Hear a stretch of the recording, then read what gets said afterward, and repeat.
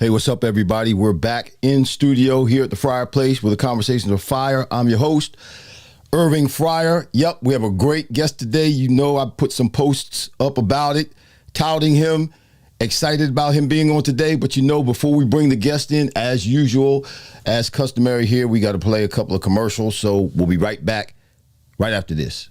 Are you planning a special trip or a night out? Don't bother with the hassle of driving, parking, and traffic. Just call Ed's Smooth Transport. One-way or round trips available. We will take you there, and we will also pick you up. Enjoy a night on the town with Ed's Smooth Transport. Call us 609-471-2653 or 609-314-6619. Visit our website to take advantage of our monthly specials at www.smooftransport.com. Ed's Smooth Transport, where experience meets comfort. In Lancaster County, Pennsylvania, there's a slightly slower pace of living. That's also where you'll find the home of Stoltz Fish Structures, where quality, integrity, and world-class customer service are more than just a way to do business. It's a way of life. From our humble beginning over 40 years ago in a small building, to the modern 65,000 square foot facility of today, we've remained at the forefront of our industry. Everything from gazebos and sheds to garages and pergolas, and everything in between. All right, we're back. Listen, we're going to bring him right in. We don't want to waste any more time because we don't have all day to bring him in or to talk to him because he's got some stuff to do today. But we thank him for coming in, for paying it back. He brought me in on his YouTube channel last week, and he's doing a favor back to me. None other than one of my favorite coaches, Jon Gruden. He's in the house. Yes, look, there he is. You like the hand claps? People there? Yep. Say again. Is there real people there? No, there's no real people here. That's my button. I told you I'm the engineer. There are real people there. That's pretty impressive. You come a long way. You look good, too. Thanks for having me on this show, man. Well, I thank you for paying it back. You know, you asked me to be on your show. YouTube, Gruden Loves Football.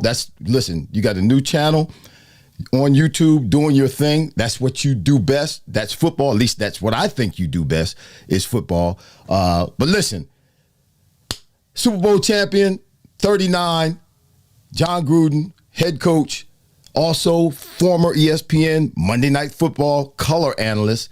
You were pretty good at that as well. I don't know if you ever got the note from me while you were doing the color commentary for Monday Night Football on ESPN.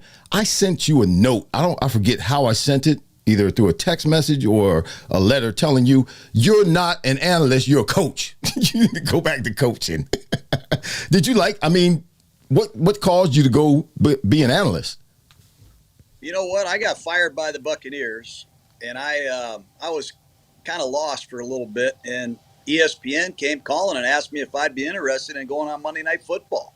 And when I met Mike Tirico, honestly, I said, man, this could be really fun. We also had Ron Jaworski on the set at that time. I'll be honest with you, I had a lot of fun with those two guys. And the crew, the guys I was working with behind the scenes, Jay Rothman, Chip Dean, the producer, the director, we just had a great combination of people. I really enjoyed it. I got to study my football, and I got to see every team practice. I got to see their abilities. I got to meet their players. So it was really a great learning opportunity, and I just liked the people I was with. But you were out of football or coaching, out of football for, 9 years, and then you decided to go back. So there was something that was itching. There was something that was bothering you. There was something that was unsettled within you that caused you to go back. What exactly was that? Well, honestly, Mike Tirico left ESPN. When Mike left, it wasn't as fun for me. We just had a real good working relationship. Mike went on and did his own thing, and look at him now. I mean, he broadcasts everything there is. He's amazing. And I had been contemplating coming back the entire time. I had been speaking with teams and consulting with a couple teams behind the scenes. It's something I really wanted to do, and it was going to take a unique opportunity. And going back to the Raiders with Mark Davis was something that really appealed to me, and I'm glad. I really am. Well, you're one of my favorite coaches. You're one of my. You were the offensive coordinator in Philadelphia when I arrived in Philly. We had some really good conversations. I had some conversations with you about football in relation to the coordinator and the receiver. You would actually tell me, listen, when I'm calling this play, I'm trying to get you the ball. I never had conversations with offensive coordinators or even coaches or position coaches like I had with you when I came to Philadelphia. You went from, in 12 years, from being a student assistant, graduate assistant at a college, Tennessee, to being the head coach of the Oakland Raiders in 12 years. Tell us about that journey. Is that what you planned to happen in that's a short amount of time to go from a student assistant, nobody, basically, at Tennessee, which is, Tennessee is a good school, but man, you worked your way up through the ranks, and 12 years later, you're the head coach of the Oakland Raiders, the bad boys of the league. Yeah, well, got lucky in a lot of ways. Sometimes you get an opportunity and you got to be ready for it. But the big thing was, Irving, is I got around some really smart people. I was at Tennessee with Walt Harris, a great offensive coach. I went into the NFL. I got with Mike Holmgren in the San Francisco 49ers. And you remember what kind of offense that was with Jerry Rice and Joe Montana. They were shredding people. And I think in that system, and then getting to go to Green Bay with Mike Holmgren and young Brett Favre and Andy Reid, we had a collection of really young, up-and-coming guys. I got to go to University of Pittsburgh and work with Paul Hackett, who was formerly the offensive coordinator of the 49ers. So I had several years right in a row doing nothing but studying that West Coast offense. And what I did find out is if you get really good players, good things happen to coaches. And not to make you feel too good, Irving, but you go right ahead. When we turn around, so you can pat me on the back. The 49ers, Jerry Rice did make a lot of the plays dance. I mean, he made the plays come to life. And then we went to Green Bay. We had a kid named Sterling Sharp. Yeah. And 200 jet X slant. It looked a lot better when Sterling was running that route, man. And then, when I was in Philly in 95, we did some good things. We went to the playoffs, beat Detroit. But when we got Irving Fryar and we could feature him, make him the X when we're throwing it to the X, move you over to Z when we're throwing it to the Z, we learned how to, the system it teaches you how to feature your best players. And that's really what we were able to do. And when you have success, usually opportunities come with that. And I think that's what happened in my case. But a lot of that, yes, the system in and of itself was a great system. Bill Walsh, that whole thing, man, it still exists today in the league. There's forms of it. There are still disciples that have come that have been taught by yourself and other coaches, Holmgren on down the line, Andy Reid, those are still offenses that are still running at least offshoots of that West Coast system, if not just the West Coast system in and of itself. But you still have to teach it. And you had a unique way of connecting with your players. No, seriously, because I'm a living witness of that. And expressing to them or explaining to them to get them to understand what exactly it is they need to do, how they need to do it, and what you're expecting of them. That's a gift. That's a gift. I played in 17 years. I played with a lot of different coaches. You're gifted in that area. Where did that gift come from? Your ability to communicate and connect with your players and to teach them that system and to get them, because those routes that I ran, I never ran those kind of routes before. I never was in a passing offense in New England. When I went to Miami, I was always outside. I was the burner. I was the fast guy running deep routes and, hitch and goes and things like that. It was never really stuff crossing across the field or trying to set up a linebacker or trying to run the slant real quick.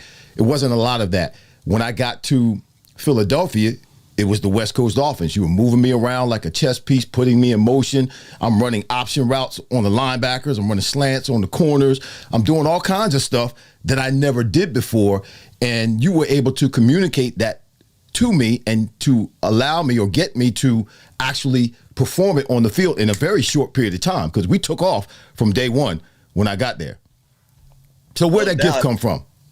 Well, I think my mom was a teacher. My mom was a great teacher. My dad was a coach. I've been around students in teaching environment my whole life. Mm-hmm. And look, you got to be a salesman. I got to come downstairs. You can stay upstairs. I can stay upstairs and prepare and come up with plays and ideas. I can stay up there all day and night, and I love doing that. But inevitably, you got to go downstairs where the players are, and you got to present the game plan. And I got to sell it to you. I got to get Irvin Fryar excited about running this little jerk route, really excited about running a Dino route. And then you got to get Ricky Waters excited about, hey, man, you got to pick up this blitz. You got to splatter that linebacker. And then you got to have something for Charlie Garner. You got to have something for just about everybody. But it's not the plays. It's how we practice the plays, making the drills fun, making practices interesting and challenging. And I think you got to stir the emotions just about every day. And sometimes I'm kind of famous for not saying all of the politically correct things, but I think I got to tick you off once in a while. I got to get under your skin. I think I got to make you laugh one day. I got to fire you up the next day. And then every once in a while, maybe make some tears come down your cheeks. But I think you got to make sure you keep it lively and exciting and make it interesting. And, hopefully I was able to at least accomplish that. No, you were, because there were some times, yes, you pissed me off a couple of times. but we laughed. We also laughed. We also had fun. I remember one time you walked up to me, you're a novice. I'm like, what? Novice? What are you talking about? Yeah, you're a novice. Yeah. I'm like, you remember that conversation? I think I do. Yeah, I think I do. That was the day I walked off the practice field. Well, I think the players, listen, you know this too. If the coach can yell at a great player once in a while in the right way, I think it's really good for the entire group. Right. I think it's really good to treat your great players a certain way. Don't get me wrong; they deserve that. But every once in a while, you got to fight back. You can't let these players walk all over you. I mean, hell, Fryar wants the ball. He's ticked off. Ricky Waters, he was mad at me when I walked in the building. Charlie, ball. Ray Rhodes is on my ass. I mean, it's not as easy as people think. So, anyways, it was always respectful. I've always been very respectful with the players. I've always tried to challenge them and stimulate them. And sometimes probably I went too far that day calling you a novice. But I think you went out and ripped Cincinnati for about 180 the next day. So my cat worked. So yeah, it worked. It worked. Listen, we got a bunch of people watching right now. I want to shout them out real quick. Dolan's Bars looking. Everett Hansford is online. Scott Teller, Danson Hanson, Chris Womack, all the way up in Boston. Ed Crawley's in the house. George Roman is in the house. My sister Hope Wiley's in the house. Listen, if you have a question, we only have them for about 45 minutes. If you have a question for Coach Gruden, please, capital Q, semicolon, and write your question. And if we can get to it, we will get to it. Hey, Coach, listen, you left the Raiders. You went to Tampa Bay as the head coach. Got paid a whole lot of money, too, man. Mike, I didn't know you got paid. I'm doing research. I'm like, what? He got what? I'm like, you were breaking records. Not just, on the field. You were breaking records in the bank, bro. You go, the first year in Tampa, you go to the Super Bowl. You're the youngest head coach to ever coach a Super Bowl team, winning Super Bowl team. Tomlin has surpassed that, and I forget the guy out in California. He also, that young cat out in California, he's the youngest now. But anyway, you're the youngest at the time to ever head coach a team, be the head coach of a team, wins a Super Bowl. What were some of the nuances of that? What were some of the things you had to come in there and do? And how did you guys hit the ground running like that and win the Super Bowl? Well, I think there's two keys, honestly, is number one, I couldn't bring anybody with me from the Raiders. That was the biggest challenge. I couldn't bring anybody I worked with. So I show up in Tampa and I'm all by myself. And I got to teach defense the way we want it to run. We got to hire a coaching staff. On offense, guys you've never worked with. That was a big challenge. And then secondly, we had a heck of a defense. We had 4 Hall of Famers in their prime on that defense. And I wanted to keep the defensive staff intact. They all wanted to move on and go with Coach Dungy to Indianapolis. And I knew Mike Kiffin. He was a friend of mine. And I just tried to sell myself and recruit these coaches on defense to stay and keep this defense rolling while we got the offense up to speed. And fortunately, we had a veteran quarterback, Brad Johnson, who put up with me. And I played with Brad in Washington. Good man. Brad did a great job for us. He led the NFC in passing, and when he got healthy late in the year, we got on a roll. And offensively and defensively, we started working together, and we clicked at the right time. Really started playing excellent football as we headed into the playoffs. Mm-hmm. Brad was, he wasn't a great quarterback, but again, the system, when you understand the system and know what to do and when to do it and where to do it with that West Coast system, man, it's unstoppable when you have the right people in the right place. You don't need a maximum of talent. You just need people who understand what needs to be done and who can physically get it done. It was awesome for you to come in that first year as a head coach and go to the Super Bowl, win the Super Bowl. I'll never forget that. It was a great time. Do you want to coach again? Let me ask you that. Because let me ask this. Let me ask this first. When you finished, you started the FFCA? Yeah. Fired Football Coaches Association. The Fired Football Coaches Association. I heard you talking about that on another podcast. Tell us what the FFCA is, and why did you start that, and what does it do? Hey, I got fired by Tampa. I had all my game plans, all my practice schedules, all my films. I had so much stuff, you can't believe it. And I'm at my house, and I got other coaches that have been fired. Sean McVay got fired. My brother got fired. A lot of good coaches. Some of these guys would come to my house, and we'd sit in my office and watch tape at the house at 5 o'clock in the morning. Finally, my wife comes downstairs one day and says, "That's it. Get these people out of here. Get your stuff out of here, or you get out of here for good." It was so I rented a little $700 building, a little room in a building, a strip mall, and I called it the Fired Football Coaches Association. Then when I went on to Monday Night Football, we started having quarterbacks come in and coaches coming in. So I basically bought a building. You got to come down here and see this. Matter of fact, on the Gruden Loves Football, you can go on there and find the tour of this place. Okay. It's unbelievable. And anyways, it's a place where we collaborate. I've had quarterbacks in the NFL, college quarterbacks, coaches come in here, and we study situations, we study plays, you name it. And it's a pretty cool place, man. You'd love it. So you still got it going on? Are you still doing the Jon Gruden's quarterback camp and Gruden's Grinder? We're going to revive that show. We did 63 quarterback camp shows for ESPN. Right. And they went over really well. And after obviously going back to coaching, we stopped doing that. But we're going to put those on YouTube this year. We're going to revive that show, and it's going to be awesome. And I'm going to go watch Nebraska and Colorado and check out this young Sanders guy to see what he can do, man. I'm anxious to meet him. I'll try to get him on my show. So are you going to put those shows are going to be on your show, Gruden Loves Football show, on YouTube?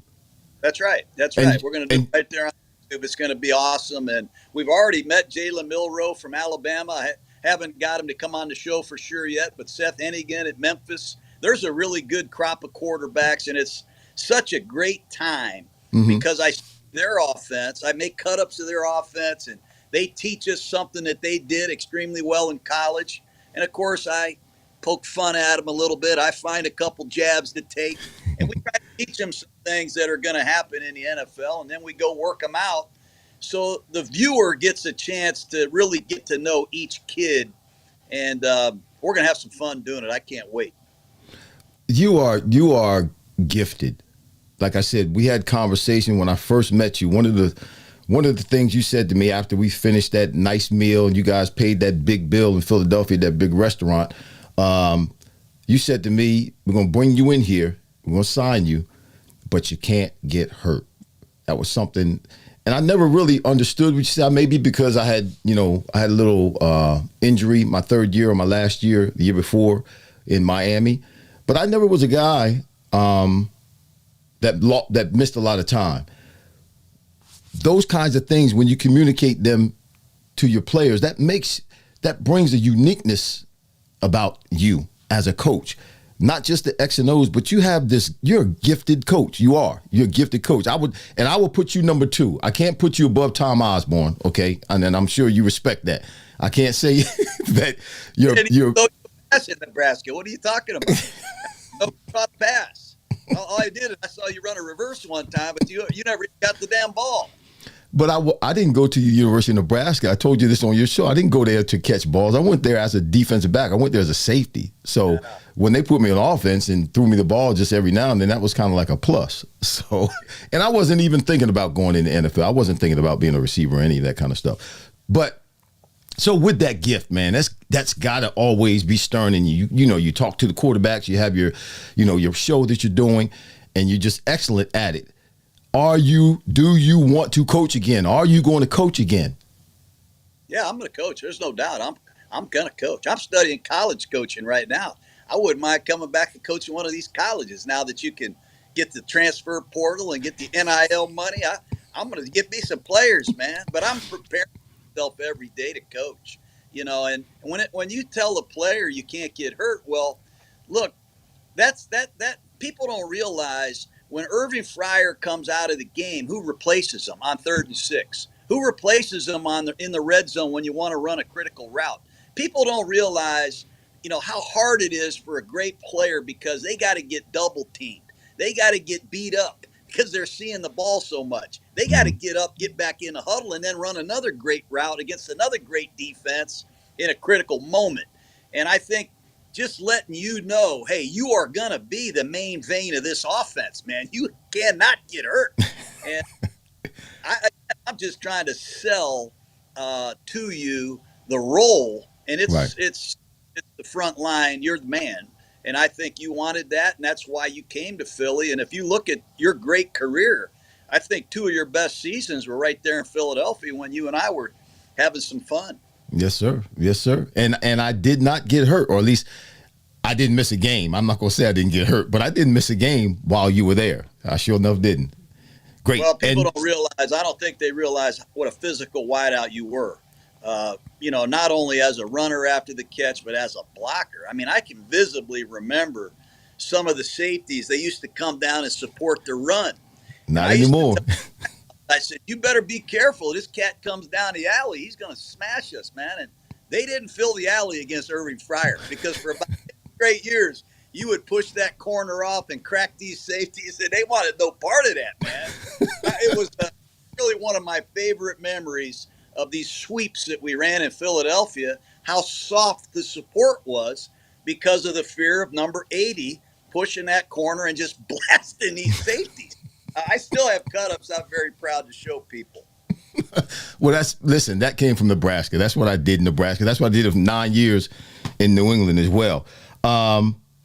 Let's talk a little more football before I let you go. All right, I know you gotta run, and I got my Nebraska hat on because I know you were going to check out the Nebraska. You and your people are going out to check out the Nebraska-Colorado game. So I love Deion, and I want him to do as best as he can, just not against Nebraska because I'm an alumni. So I have to root for Nebraska today, even though I don't think they're going to win. But I'm rooting for Nebraska. But go do your thing, Deion. So talk about the game today. You just got finished saying, okay, you got to understand your role. When Irving Fryar goes out of the game, who's going to replace him? It's the same now, even more so now when you have your starter out of a game. The backup, there's really a significant difference, significant drop off. The game is different now. Training camps are different. They're not playing. Is that, we saw 2 games in the last two days where the Ravens played the Chiefs and the Eagles played who the Eagles just play? The Packers, yeah, right over in Brazil.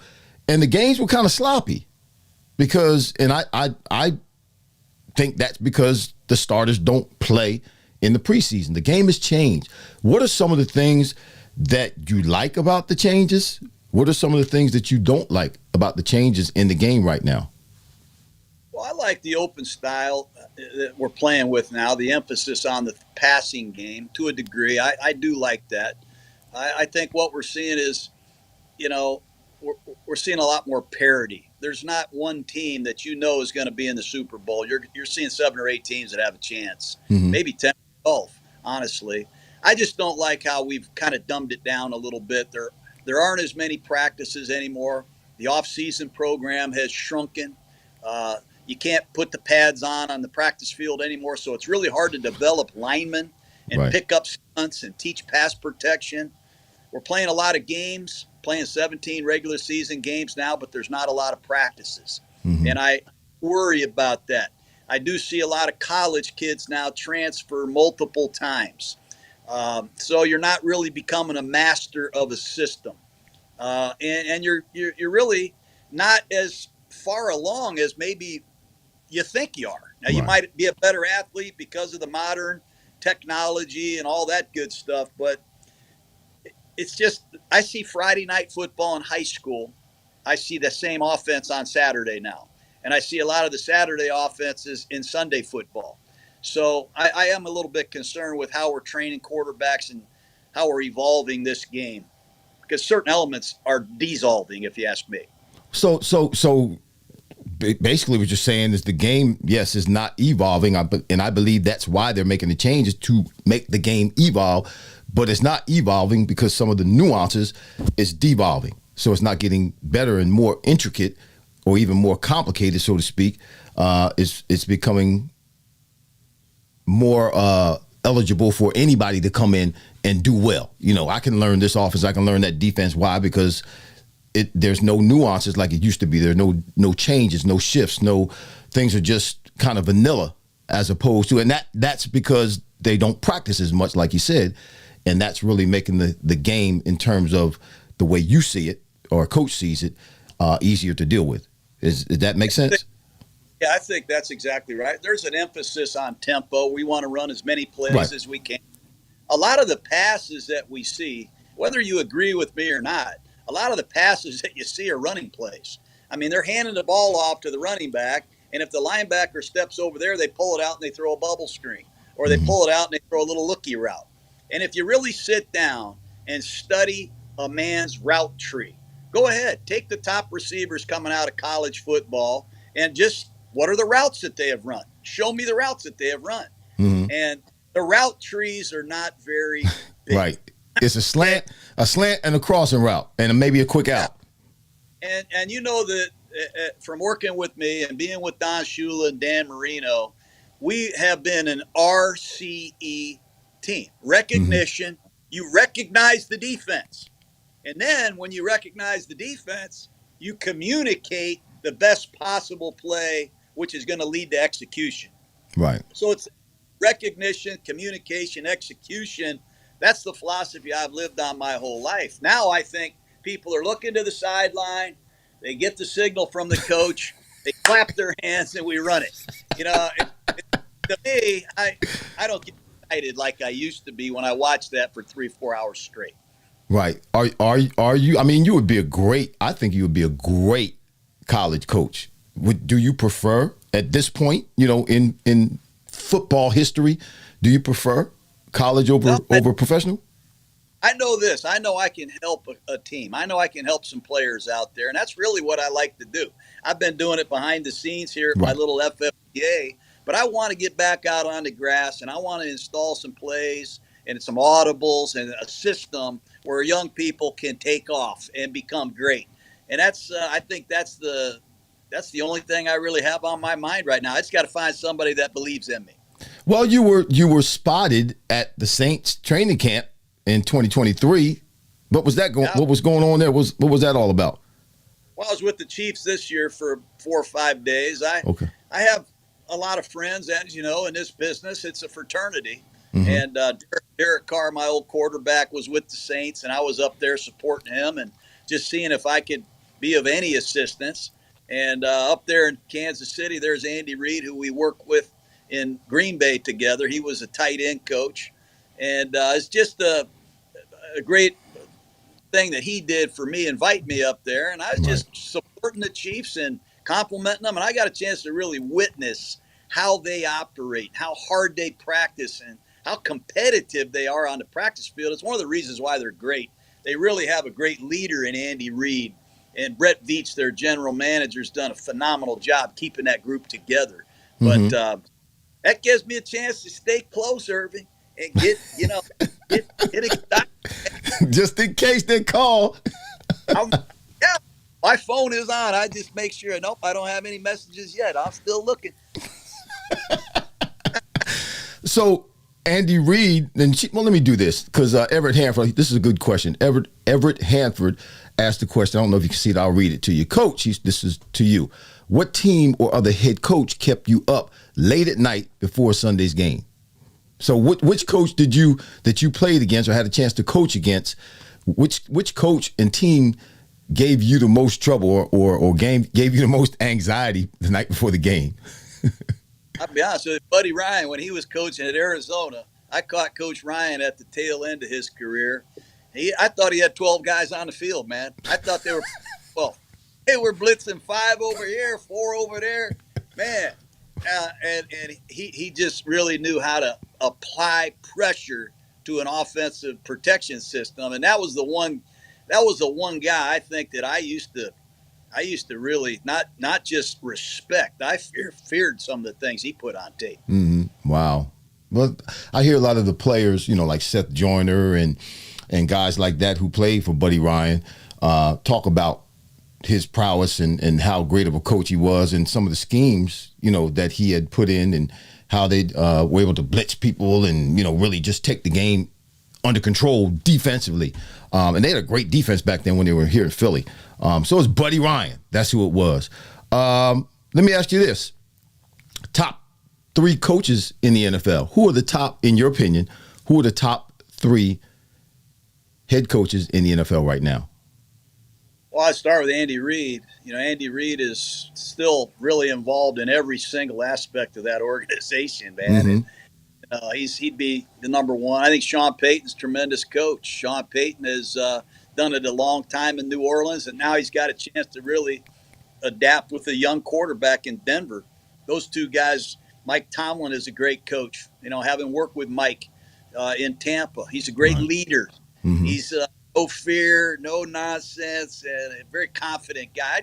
I'd probably take those 3 guys, but I'm sure there'll be 29 other people all ticked off because they didn't make my top 3. McVay might be pissed off at you.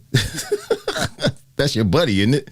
Most people get pissed off at me anyway, so I thought it bothered me. My top 3 are not all of them are in the league right now. I mean, like I said. Oh, I thought you meant in the league right now. No, I meant for you to tell us in the league. Mine, if they're not better than the ones that are already better for me or better to me, then they don't count. You're one of them. Coach Osborne's another one, and Shula's the other one. You're right. You're there in my top 3, my Mount Rushmore of 3. That's about the greatest compliment I've ever. Of course, that's the only compliment you've ever given me, Irving. Looking at you, man, I can't even believe how much time has gone by. It's going so fast. I compare life to like a roll of toilet paper, man. The closer you get to the end of the roll, the quicker it goes. Great to hear your voice and see your face. I just know that the greatness of Irving Fryar is in the future, man. It's just great to connect with you again, brother. Well, I appreciate that as well. I mean, we both, let me say it this way, we both have had some challenges in our lives over the past few years, and we both have been supportive of one another. And you are one of the few people in my life who have been supportive of me that I thought should be there when I give them a call or, say kind words, supportive words. And man, it's been a blessing reconnecting with you, and it's been a joy reconnecting with you, man, because it's Time flies, like you said. You still look the same, though. I don't look the same. I got gray hair all on my face, but you still got a baby face, man. What are you doing these days? I know you got the FFCA and all. You got your YouTube channel, but what are you doing? He went out. He's not doing anything. Your phone went. Oh, where'd he go? Let's see if he comes back. I don't think time ran out. There he goes. He's back. Where'd you go? Did you check out on me? Huh? No, I have a technical difficulty. I don't know. Maybe I'm not paying the rent at the FFCA. Maybe. Where's your engineer, man? Where's your engineer? My engineer, he's just like me, man. We just look at each other in the dark. But go ahead. I'm sorry, Irv. So again, in my life, I feel right now in my life that I'm better. There he goes again. Let me get. Oh, here he comes back. You're back again. Did you pay the bill? I did. I just had to go see the attendant right there. I just gave him cash. So where are you right now in your life? Personally, spiritually? I know financially you're fine. But just are you content right now? And I think sometimes we deal with what we have to deal with and go through challenges in our lives to become that person that, in my opinion, God. I'm not sure. Are you a godly man or not? Do you believe in God? Yeah, I'm glad you asked that. Yeah, I am. I certainly am. Okay. Fact, we never had this conversation before, and I'm sorry to just drop it on you. I was one of the greeters 2 weeks ago. I've come a long way. I may say some foul-mouthed things. I may be out of line at times, but I definitely am a man of faith and very proud of that. And I am in a good space, really. I'm having fun. My wife and I have been married 33 years. We have a place up in Tennessee, a little barn dominium where she's from. All three of the boys, our sons, are all doing great, and we kind of live our life through them a little bit. And I'm still in the office here studying my football, so it's pretty simple. I just had my hip replaced, as you know, but I can still get around. I'm just starting to swing the golf club, so life is good, but I'm itching. I'm just itching to come back and compete and have some more fun, but everything is good. Well, listen. When you do come back, and I know you're going to come back, I'll be your number one cheerleader. And don't listen when I call you. Don't act like you don't know me. All right, like some people do. Man. Some of these cats big time me like they don't know me. Give us a prediction before you go. Give us a prediction for the Super Bowl this year. Who's going to be in the Super Bowl? Who's going to? Must be a hard prediction. You still there? There he is. Yeah, somebody must be up there. Yeah, you're getting a phone call. That's what it is. You're getting a phone call. After watching the Kansas City Chiefs, and I'm not kidding you, after watching them, I'm going to pick the Chiefs to get back to the Super Bowl. And then, in the NFC, I think it's wide open. I really like Philadelphia. You know why? Because I like their personnel. Mm-hmm. I think they've got really good personnel, and I think this quarterback is a winner, man. I think Hurts is a hell of a competitor. I think he's a winner from what I know. And I also like the 49ers because I think they just have too many good players. So not to sound dull, but those are the three teams I like. And I do really have a high interest in the New York Jets. That's my sleeper team. The Jets and the Falcons are my two sleeper teams. What about everybody? There are a lot of people, not everybody. There are a lot of people who think the Lions or who are predicting that the Detroit Lions are going to make a move this year. I like the Lions. I just gave you my picks. You take the Lions, I'll take the 49ers, and you and we'll see who's there at the end. I like Jared Goff quite a bit. I just have questions about the Lions defense. Other than Aiden Hutchinson, I want to see these new corners. I want to see these rookie DBs hold up, these new corners, this new secondary. I want to see them hold up for 17 weeks. Okay. If you had your choice, come back as a head coach, which team in NFL would it be? Oh Man, that's tough, man. That's tough. What you mean? I love that. I'm sure you have something in mind. I don't want to put any of these head coaches. I don't want them to think I'm even trying to look at a job. I'd like to go someplace where we got a chance to win. Let's just put it that way. That's baloney. That's just straight baloney. How about an expansion team in London? I'll go no, there. man, that's some of the largest, biggest, nastiest baloney you've ever tried to feed me, man. What is that? I just want to go. I don't know. I don't know, Irv. I have never been very selective. You know, anybody that's interested in me, I'm interested in them. Let's put it that way. I just want to coach, and I want to help the team win and get back and win a championship. That's it. One of your specialties is wide receivers. Here's my last question today. One of your specialties is wide receivers. Give me your top 5 wide receivers in the NFL. Well, the guy I love the most is Tyreek Hill. I've never seen a guy that's that fast and that conditioned.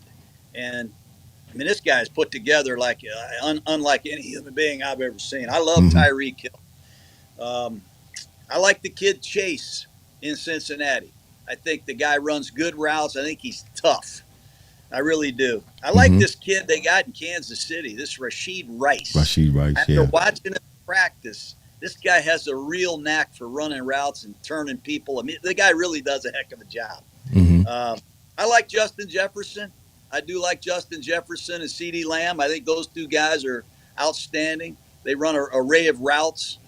You know, those are 5 really good players. I love Keenan Allen up in Chicago. I like some of the things he can do. And DJ Moore, man, he's a young Irving Fryar. If this young quarterback is what I think he is, this could be the year for the Bears, man, because they got some real wideouts, man, some really good-looking guys. I like Mike Evans, too, man. I like Mike Evans. Yeah. Hell, you asked me for 2 or 3 guys. I'm about number 13, 14 deep. I'm not a Cowboys fan, and would you ever coach for the Cowboys? Listen. I have to put. You would? Oh, I'd coach for anybody. You can't listen. You can't go to the Cowboys, bro. You can't go to the Cowboys. You can't go to the Cowboys. Okay, I ain't gonna sit here and speculate with you, Fryar. Grudog, you cannot coach the Cowboys. Cowboys. I'm just be lucky to coach at Jones Junior High. I'd be happy with that job. Okay, you can coach at Jones Junior High, but you cannot go to the Cowboys. All right, I know my wife would like that, love that, but you cannot coach for the Cowboys. But I do, like you said, I do believe CeeDee Lamb is one of the best receivers in the league. One, because he doesn't have a whole lot of help in terms of a second receiver. And number 2, when they know he's going to get the ball, he still gets open and catches the ball, no matter what. So it kind of reminds me of the whole situation we had. You know, we had Christy Jones on the other side, but then Christy got hurt. So we didn't have a whole lot of choices for second receiver. So when it's third, you remember that play? We were in the Giants playing in New York, New Jersey, Giant Stadium. And it was 3rd down. Rodney Peete was the quarterback, and we needed like 5 yards. And Rodney gets in the huddle. I don't know if you told him to do this or not, but he gets in the huddle and says, "Irving, I'm throwing you the ball no matter what." And I had a slant on. That's what we ran when we needed some yardage to get me the ball, slant. And I got hit by the linebacker, by the defensive end, and the corner all at the same time. My helmet flew off. You remember that? Were you there for that? Is that the game you had the one-handed, left-handed catch? No, that happened in a different game. It happened in a different game. But I do remember you getting blown up pretty good in that game. But I didn't know Rodney got in there and said that. You know, that damn Rodney Peete was something, wasn't he? Yeah. He a fun guy to be around. He was really something. Great. He got in the huddle and he said to me, "Listen, Irvin, I don't care what the defense is. I'm throwing you the ball no matter what, and I'm throwing it as hard as I can." And he threw the ball harder than any other quarterback that I played for. Rodney could throw that ball with velocity, and he stuck it in there between those 3 defensive players, and they all met me all at the same time. Bow! My helmet came off. Thought my head came off. It was ugly, not good at all. Great day, man. Well, listen. Great day. I'm going to let you go, Coach. I appreciate you. Listen, stay in touch, all right? Stay in touch with me. I appreciate you responding. Yep. Great day today. This Fryar's Place is something else, man. I really enjoyed that lead-in. You got the purple cool shirts on. You look like somebody's dressing you nice, man. Of course, you never really struggle with how to dress. You've always been a man of style. But you got them purple shirts, man. I mean, you got the nice hat. You look good, man. You look good. Well, you look good too, Coach. I appreciate you, brother. God bless you, man. All right, and I'm rooting for you, and I'll be waiting to hear about the next season of your life as you go in and you become the head coach of another team in the NFL. I'm gonna be right there with you. I'm showing up. I'm gonna do a Fryar Place from your locker room. All right. Well, Listen, thanks for having me, Herb. Yes, thanks, Coach. And you can find Coach Gruden on YouTube. Gruden Loves Football. Just started that podcast. Go to it, y'all. It's very entertaining, very good football information, very in depth, and it's also entertaining. He does a good job. Love you, Coach. God bless you. All right, see you next time. Thanks. All right. Bye. That's Coach Gruden in the house. Told you that was good stuff. Good stuff. We didn't want to get into the ugly stuff. We just wanted to talk and share with him today his journey and get a feel for him in terms of where he is in a good space. I appreciate everybody being on today. Danson Hanson, I saw your questions, Danson Hanson. I didn't want to go there necessarily with him, but I can appreciate you. I led him a little bit, and he's in a good space, good headspace, spirituality, a spiritual man, believes in God, loves God, and like you've heard him, you know, he said he can be abrupt or he can be rough sometimes, but that's kind of who he is. That's kind of who he is. When I played for him, he could be rough. That's coaching. That's coaches. Listen, you should have heard some of the other coaches I played for. Not that in comparison to Coach Gruden, they made him look like a marshmallow. Not the case, but there's some pretty harsh things going on in the locker rooms and on the field and in conversation. So I did the best I could, Dance Hanson. I appreciate it. I tried to dance around a little bit. We touched on it. We just skimmed the surface just a little bit. Christopher Cunningham, God bless you. Thanks for being on today. Keenan Harmon, what's going on, man? Dancing Hanson, shout out to you again. That was Gronk. Richard Melton, where you at, man? Long time no see. Hey, brother. Thanks for being on today. Serena Fryer is in the house. Hey, baby girl. That's my wife, y'all. Scott Teller, Jon Gruden, knock on wood if you're with me. Jon Gruden, knock on wood if you're with me. Okay. Scott, not sure what that means, but knock on wood. Knock on wood. Steve Masters, hey, Coach. What's going on, Coach? How are you? Everybody, Steve Masters, he was my baseball coach in high school. My baseball coach in high school, Steve Masters right there. Hey, Coach, good to see you. Good to see you. Ed Crawley's in the house. Everett Hanford is in the house. Becky Ellis Masters, Becky Masters is in the house. Hey, Becky. Bob Hilberg, what's going on? Expectations, he says. Dancing Hanson again. Bridget Tribbett Satchel, I believe that's how you say it. Yeah, Bridget Tribbett Satchel. Thank you both for your contribution to the NFL. I'll throw that up there. Thank you, Bridget. God bless you. Mark Hutton in the house. Homie. My mama's in the house. Mama, hey, mama. My sister Hope is in the house. George Roman. Shout out to you, George Roman. Shout out to you, Chris Womack. Shout out to you again, Scott Teller. And Dolan's Bar. First one's on today. Y'all, thank you for being on today. You responded to the post that I put up. There's some things we got to do real quick before we go. There's some more commercials we got to play. So before we go, check this out. All right, don't go anywhere. Check this out. All right, and we'll be back in about 3 minutes. Right back. See you right after this.